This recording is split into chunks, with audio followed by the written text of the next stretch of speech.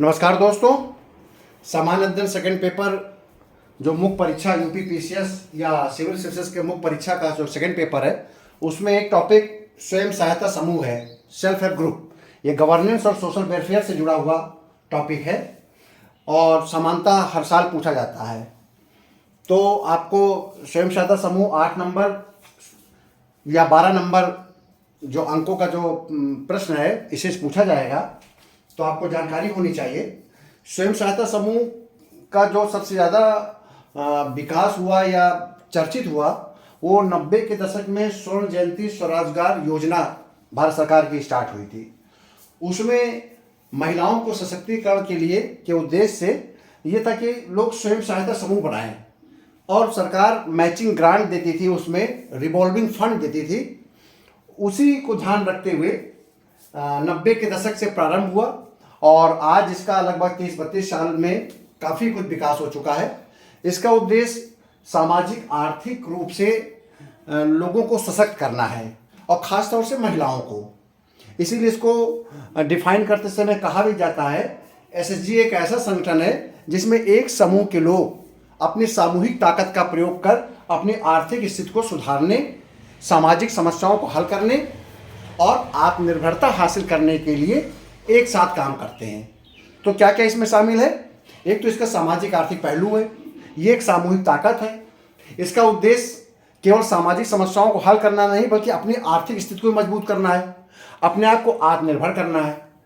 तो इसमें 10 से 5 से लेकर 20 सदस्य के बीच में 5 से 20 लोग मिलकर एक ग्रुप बनाते हैं, एक समूह बनाते हैं और उसका एक गठन करते हैं कि हमारा एक स्वयं सहायता समूह है। ये एक प्रकार का अनौपचारिक संगठन होता है। इसकी मीटिंग करते हैं और आपस में कंट्रीब्यूशन करते हैं।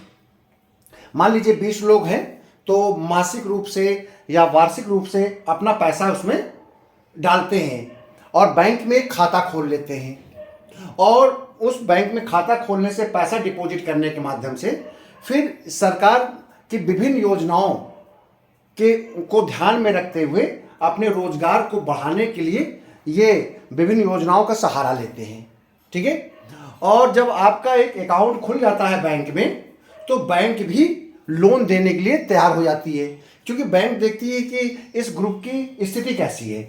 लगातार वो लोग पैसा डाल रहे हैं, उनकी बैठकें लगातार होती हैं और उनका एक कुछ उद्देश्य को ध्यान में रखकर उन्होंने अपना ये स्वयं सहायता समूह बनाया है।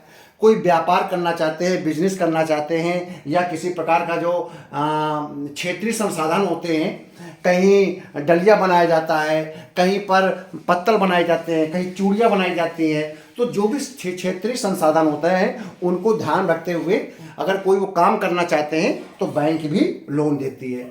उत्तर प्रदेश ने बहुत सी योजनाएं भी बनाई हैं, जैसे इस समय राष्ट्रीय ग्रामीण आजीविका मिशन भारत सरकार का मिशन है, दीनदयाल अंत्योदय योजना, प्रधानमंत्री मुद्रा योजना, इसके अंतर्गत सेल्फ हेल्प ग्रुप बनाए जा रहे हैं और नेशनल रूरल लिवलीहुड मिशन, राष्ट्रीय ग्रामीण आजीविका मिशन और राष्ट्रीय शहरी आजीविका मिशन, इन दोनों के अंतर्गत बहुत से आपके सेल्फ हेल्प ग्रुप बनाए जा चुके हैं। लगभग 8 करोड़ से अधिक महिलाएं इसमें शामिल हैं। ठीक है। और 75 लाख से अधिक स्वयं सहायता समूह गठित हो चुके हैं, क्योंकि इस राष्ट्रीय ग्रामीण आजीविका मिशन का एक कंपोनेंट ही है स्वयं सहायता समूह बनाना। और ये स्वयं सहायता समूह गरीबी की रेखा से जो नीचे जीवन यापन कर रहे हैं महिलाएं, उनको ध्यान में रखना है। तो इसके कारण महिलाओं को सशक्तिकरण भी हो रहा। पेपर में इसी प्रकार से आएगा कि स्वयं सहायता समूह ने महिलाओं को सशक्त किया है, यह स्वयं सहायता समूह ने ग्रामीण विकास में महत्वपूर्ण योगदान दिया है। तो आपको बताना है कि ग्रामीण क्षेत्र का ही लगभग 80% जो आपके सेल्फ हेल्प ग्रुप है वो ग्रामीण क्षेत्र में ही है। तो कई लोग मिलकर, कई महिलाएं मिलकर या पुरुष मिलकर जब एक समूह किसी उद्देश्य के लिए बनाते हैं, जो उद्देश्य उनका आर्थिक स्थिति को मजबूत करना हो सकता है, सामाजिक समस्याओं को हल करना हो सकता है। सामाजिक समस्याओं को हल करना भी एक सेल्फ हेल्प ग्रुप का काम होता है, जैसे बाल विवाह को रोकने के लिए प्रचार प्रसार करना, नुक्कड़ नाटकें करना। ठीक है। ये समूह बनाकर आप क्या कहते हैं कि आंगनवाड़ी कार्यकर्तियों के रूप में काम करना, सरकार की तमाम योजनाओं का प्रचार प्रसार करना। सरकार ऐसे समूह को प्रमोट करता है, प्रोत्साहित करता है अपनी विभिन्न योजनाओं के माध्यम से। अगर उस क्षेत्र में कोई योजना चल रही है और कहीं वहाँ पर कोई सेल्फ हेल्प ग्रुप भी काम कर रहा है तो सरकार रिवॉल्विंग फंड देता है। रिवॉल्विंग फंड का मतलब है कि 10,000 रुपये आपको देगा कि 10,000 रुपये अपने आप जमा कीजिए और हमारे योजनाओं का आप सहारा लीजिए और आप बताइए किस क्षेत्र में कौन सा रोजगार आप करना चाहते हैं, कौन सा उद्यम लगाना चाहते हैं, और बैंक से उस सेल्फ हेल्प ग्रुप को जोड़ दिया जाता है। चूंकि अकाउंट उन बैंकों में होता है तो वो बैंक भी लोन दे देते हैं। सरकार जो योजनाएं चला रही होती है उस सरकार में, जैसे कि आपका मुद्रा योजना है, अब मुद्रा योजना व्यापार को चलाने के लिए दिया जाता है तो सरकार मुद्रा योजना के अंतर्गत आपके सेल्फ हेल्प ग्रुप को लोन दिला देगी कि आप ये इस काम को करिए। बहुत सी योजनाएं लाई जाती हैं सेल्फ हेल्प ग्रुप को बढ़ाने के लिए, जैसे राष्ट्रीय ग्रामीण आजीविका मिशन, उसके माध्यम से भी आपको लोन मिलेगा। तो आपका जो सेल्फ हेल्प ग्रुप है वो आर्थिक रूप से बेहतर दिशा की ओर चलेगा और आप किसी न किसी उद्योग को, उद्यम को, कुटीर उद्योग को, कोई न कोई आप मार्केटिंग कर सकते हैं, आप अपना कुटीर उद्योग लगा सकते हैं सेल्फ हेल्प ग्रुप के माध्यम से। ठीक है, इसके अलावा सरकार ने विभिन्न छोटे छोटे व्यापार उद्यम स्थानीय संसाधनों के आधार पर बनाने का प्रोत्साहन के राशि देता है। प्रोत्साहन राशि के अंतर्गत 10,000 रुपये आपको इंसेंटिव से रूप में मिलेगा ताकि आप उद्योग चलाइए। अब उत्तर प्रदेश सरकार ने तो अभी प्राकृतिक पेंट के निर्माण के लिए भी दे रखा है। प्राकृतिक पेंट का भी निर्माण आपने सुना होगा कि गाय के गोबर से पेंट बनाने के लिए उद्यम स्थापित कर रही है उत्तर प्रदेश सरकार। और ये जो गाय के गोबर से जो पेंट बनाया जा रहा है इसका ब्रांड नेम है प्राकृतिक पेंट, और ये इससे गौशालाओं का गोबर आएगा, आपका पेंट बनाया जाएगा। और सरकार ने यह भी कहा है कि सरकारी जो संस्थाएं हैं, सरकारी संगठन है, सरकारी विभाग है, उनमें ये प्राकृतिक पेंट का ही प्रयोग किया जाए। इसका उद्देश्य केवल यही है कि जो सेल्फ हेल्प ग्रुप इस प्रकार के पेंट का निर्माण कर रहे हैं उनको अधिक से अधिक प्रोत्साहन मिले। ठीक, तो आएगा आपका स्वयं सहायता समूह की विशेषताएं, उद्देश्य क्या है। तो मैंने ऊपर देखिए उद्देश्य बता रखा है, 5 से 20 सदस्य मिलकर बना संगठन। इसमें लगभग 5 से 20 सदस्य मिलकर एक संगठन बनाते हैं। सभी सदस्य अक्सर समान सामाजिक आर्थिक स्थिति के होते हैं, यानी कि ना कोई इसमें गरीब होगा ना अमीर होगा।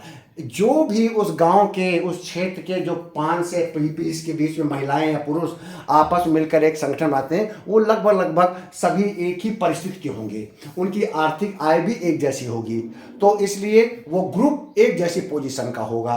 तीसरा, सभी सदस्य अपनी छोटी छोटी वस्तुओं को एकत्र करके एक कोष बनाते हैं और जिसका प्रयोग सामाजिक आर्थिक विकास, रोजगार सृजन में करते हैं। जैसे मैंने पहले बताया कि 10 से 20 सदस्य लोग मिलकर अपना एक संगठन बनाएंगे और जो भी उनकी बचत होती है वो अपने अकाउंट में डालेंगे, बैंक में अकाउंट खोलेंगे और उसका हिसाब किताब एक रजिस्टर में रखेंगे। समय समय पर उसकी बैठकें करेंगे और अपने आर्थिक स्थिति को मजबूत करेंगे। जब वो स्वयं सहायता समूह किसी नाम से बनाया जाएगा, किसी उद्देश्य से बनाया जाएगा, लगातार जब मीटिंगें करेंगे और लगेगा कि बैंक को लगेगा कि इनकी आय बढ़ती जा रही है और ये किसी काम को अच्छे तरीके से कर रहे हैं, तो बैंक उनको लोन देने के लिए भी तैयार हो जाएगी।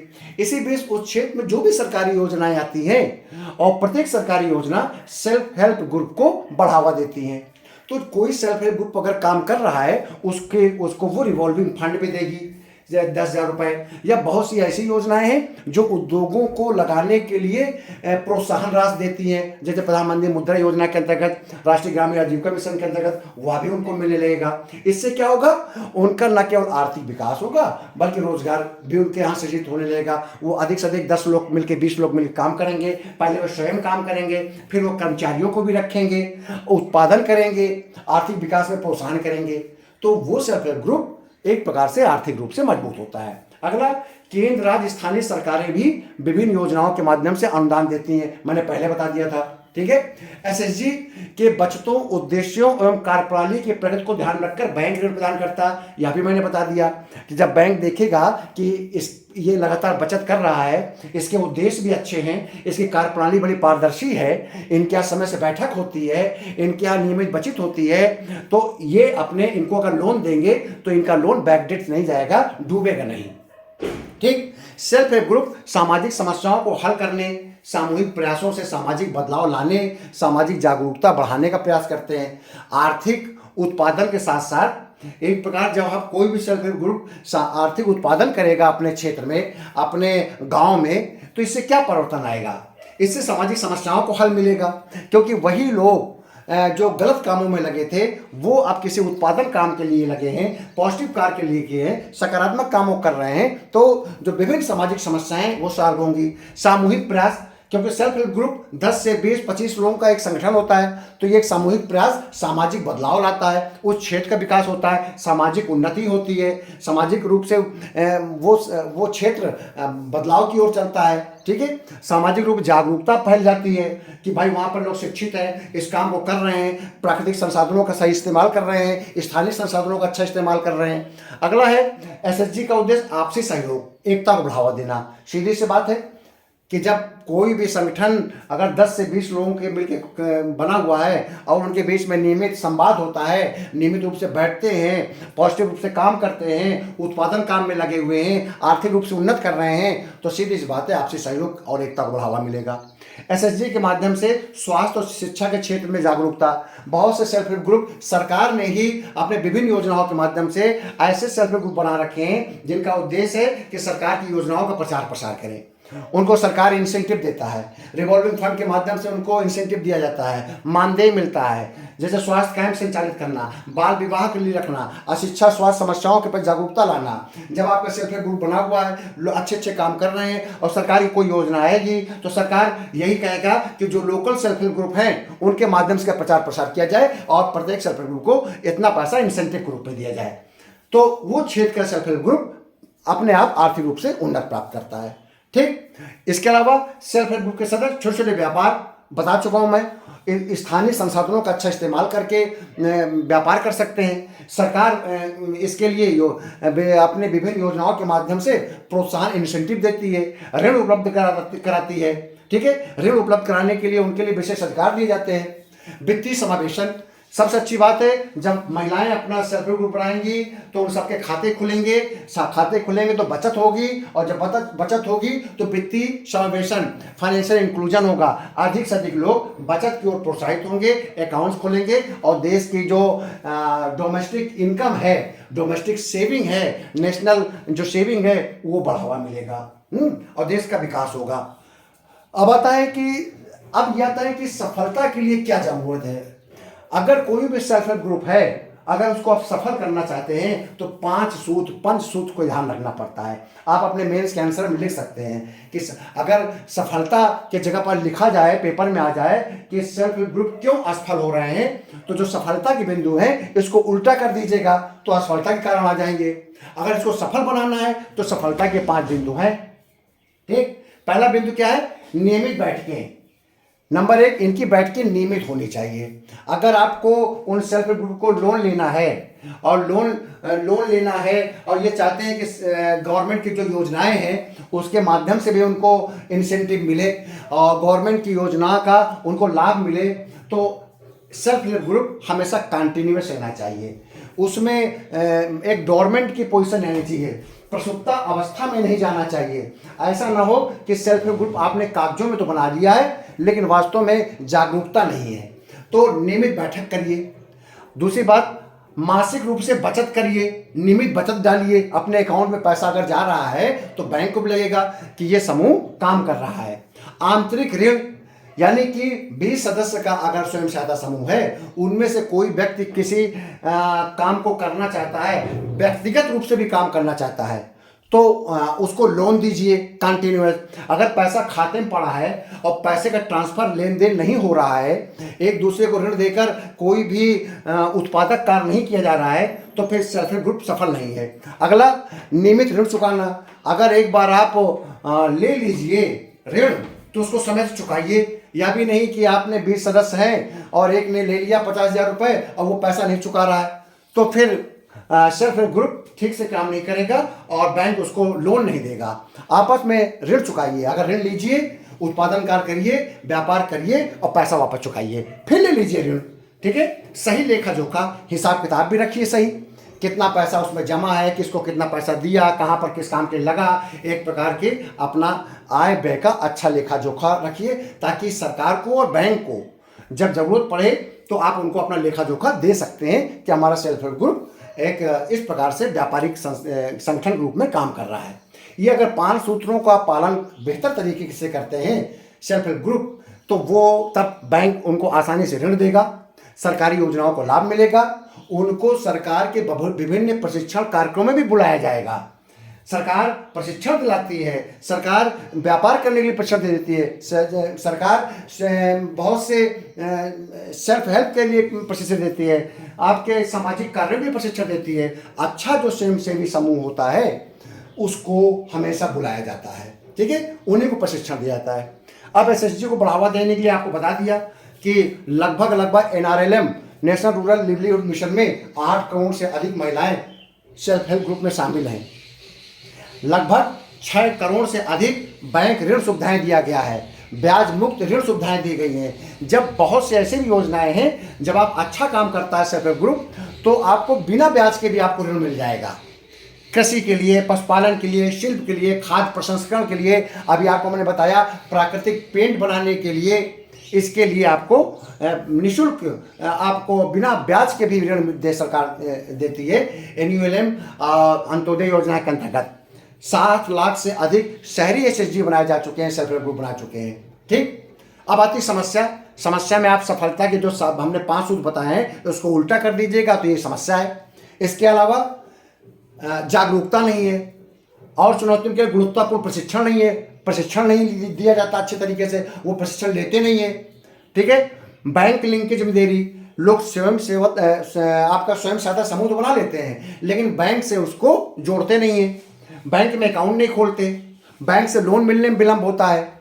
ठीक है, उनको कोई सामान बनाते हैं तो अच्छा मूल्य नहीं मिलता। जैसे अभी एक पेपरों में आया था कि सरकार के कहने पर तमाम स्वयंसेवी समूह ने नेचुरल पेंट बनाना शुरू किया, गाय के गोबर से प्राकृतिक पेंट बनाना शुरू किया, लेकिन बाजार में उसकी सेल नहीं हो रही है।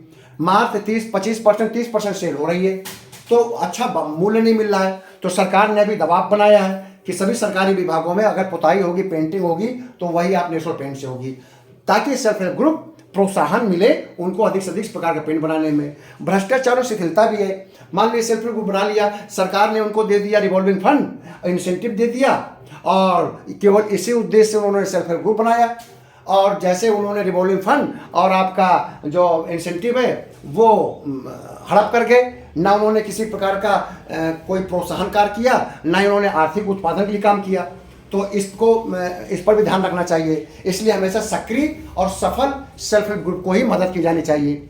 सक्रियता और सततता का भाव, जैसे मैंने पहले बताया कि सक्रिय सततता सेल्फ हेल्प ग्रुप बना तो लेते हैं लेकिन कंटिन्यू उनकी बैठकें नहीं होती है, नियमित बचत नहीं होती है, एक दूसरे को ऋण नहीं देते हैं, कोई नियमित ऋण का चुकाते नहीं है, तो इसलिए यह भी एक समस्या है सेल्फ हेल्प ग्रुप में।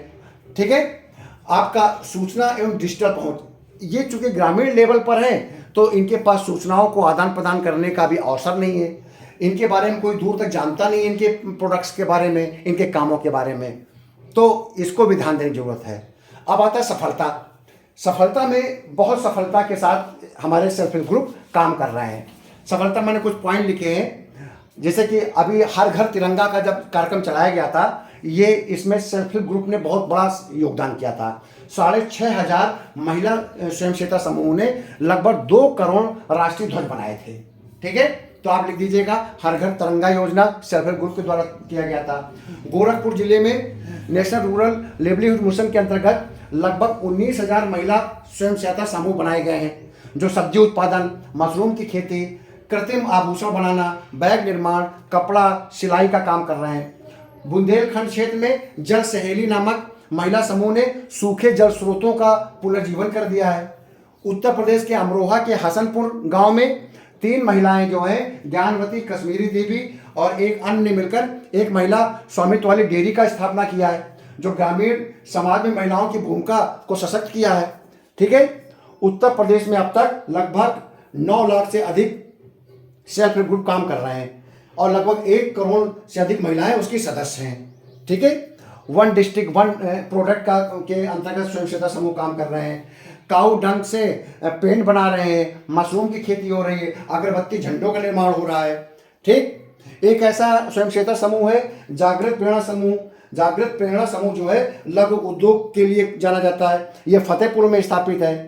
ये होम टेक होम राशन विभिन्न आंगनबाड़ी क्षेत्रों में भेजती है और लगभग 7-8 हज़ार महीने प्रत्येक सदस्य उनकी आय का स्रोत है। विद्युत सखी के रूप में सेल्फ हेल्प ग्रुप ग्रामीण क्षेत्रों में विद्युत बिलों को इकट्ठा करती है, विद्युत शुल्कों को इकट्ठा करके जमा कराती हैं। ठीक। तो इस प्रकार के काम हमारे सेल्फ हेल्प ग्रुप काम कर रहे हैं। अगर आ जाए कि ग्रामीण क्षेत्र के विकास में एसएचजी की भूमिका महत्वपूर्ण साबित हुई है, तो आपको यही प्रैक्टिकल चीज़ें लिखनी है। ठीक। जो मैंने अभी आपको लास्ट में बताया, हर घर तिरंगा हो गया, गोरखपुर में जो आपका स्वयं सहायता समूह बनाए गए हैं लगभग 19,000, जल सहेली नामक महिला समूह हो गया, अमरोहा के हसनपुर में 3 महिलाओं ने जो डेयरी का निर्माण किया है। ठीक। इसके अलावा जागृत प्रेरणा महिला फतेहपुर के द्वारा जो टेक राशन टू होम बनाया गया है। ठीक। विद्युत सखी रूप में काम कर रहे हैं। तो सेल्फ हेल्प ग्रुप सामाजिक, आर्थिक, राजनीतिक और स्वावलंबन के क्षेत्र में अपने आप को प्रोत्साहित करने के लिए एक सबसे अच्छा संगठन है और सरकार की योजनाओं को बेहतर तरीके से क्रियान्वयन में इनका योगदान हो रहा है, जिससे न केवल महिलाओं में सशक्तिकरण है, क्योंकि एसएचजी का मतलब 90% महिलाओं को प्रोत्साहन देना है। ठीक है।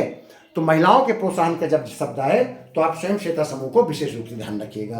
तो मुझे पूरा विश्वास है कि आपको मेरा ये वीडियो अच्छा लगा होगा। इसके अगले सेकंड पार्ट में हम स्वयं सहायता समूह के कुछ प्रश्नों को लेंगे, उस पर हम उत्तर के बारे में बताएंगे, क्या क्या उसमें उत्तर में लिखना चाहिए। बहुत बहुत धन्यवाद।